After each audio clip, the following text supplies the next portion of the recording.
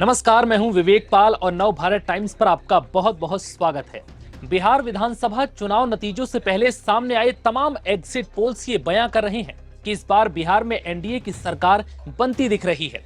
ये exit poll जहां NDA के लिए बड़ी खुशखबरी लेकर आए हैं, तो वहीं इन एग्जिट पोल्स ने महागठबंधन के चेहरे का रंग फीका कर दिया है। लेकिन जरा ठहरिए, क्योंकि एक एग्जिट पोल ने यहां सारा खेल पलट दिया। इस एग्जिट पोल के मुताबिक बिहार में महागठबंधन की सरकार बन रही है, तो वहीं एनडीए बहुमत से दूर है। आखिर ये पोल किसने किया, और ये जान लीजिए कि ये एग्जिट पोल कौन सा है। इस एग्जिट पोल का नाम है जर्नो मिरर। इसके अनुसार महागठबंधन को इस बार 130 से 140 सीटें मिल सकती हैं, जबकि एनडीए सिर्फ 100 से 110 सीटों के बीच सिमट सकता है। ये एग्जिट पोल इसलिए भी हैरान कर रहा है क्योंकि ये अनुमान बाकी सर्वे से बिल्कुल उल्टे हैं। इस सर्वे में दावा किया गया है कि जनता इस बार बदलाव के मूड में नजर आ रही है और राज्य में एक नया समीकरण बन सकता है।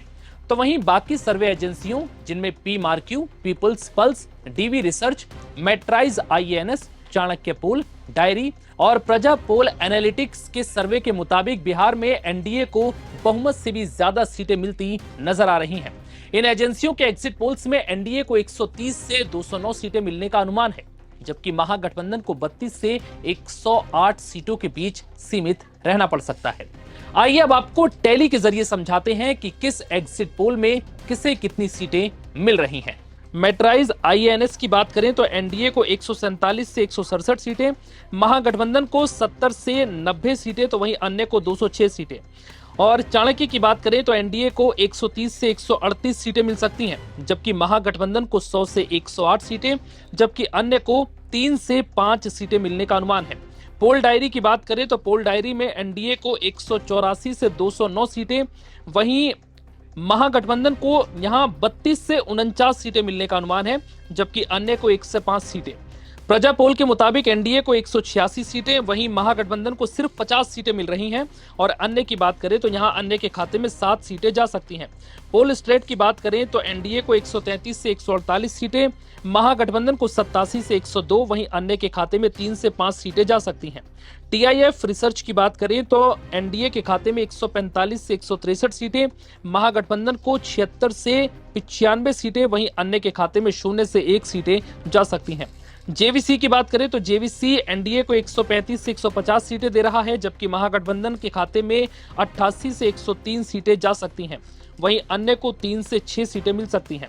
पीपल्स इंसाइट की बात करें तो एनडीए के खाते में 133 से 148 सीटें और महागठबंधन को 87 से 102, अन्य के खाते में 3 से 6 सीटें।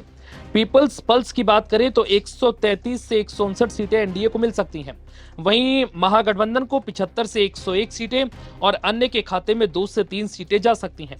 पी मार्क्यू की बात करें तो महागठबंधन को यहां पर 80 से 98 सीटें, जबकि एनडीए को 142 से 162 सीटें और अन्य को 107 सीटें मिल सकती हैं। डीवी रिसर्च की बात करें तो यहां पर एनडीए को 137 से 152, महागठबंधन को 83 से 98 और अन्य के खाते में 3 से 12 सीटें जा सकती हैं। पोल्स एवरेज की बात करें तो 131 से 157 सीटें एनडीए को मिल सकती हैं, जबकि महागठबंधन को 80 से 93 सीटें और अन्य के खाते में 3 से 6 सीटें जा सकती हैं। वहीं एकमात्र पोल एजेंसी है जर्नो मिरर, जो एनडीए को 100 से 110 सीटें दे रही है, वही महागठबंधन को यहां पूर्ण बहुमत के साथ 130 से 140 सीटें मिल सकती हैं और अन्य के खाते में 3 से 7 सीटें जाने का अनुमान है। बता दें कि 2020 में एनडीए को 125 सीटें मिली थी। इस बार 20 से 35 सीटों का फायदा हो सकता है। 2020 में जेडीयू ने 43 सीटें जीती थी, इस बार 59 से 68 सीटें ये हो सकती हैं, यानी पार्टी को 16 से 25 सीटों का फायदा हो सकता है।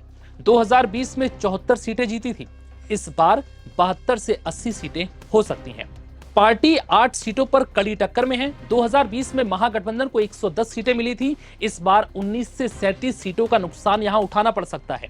सीटें घटकर 73 से 91 तक रह सकती हैं। आरजेडी को सबसे ज्यादा नुकसान होता दिख रहा है 2020 के मुकाबले, क्योंकि 2020 में आरजेडी ने 75 सीटें जीती थी, इस बार करीब 12 से 24 सीटों का नुकसान उठाना पड़ सकता है।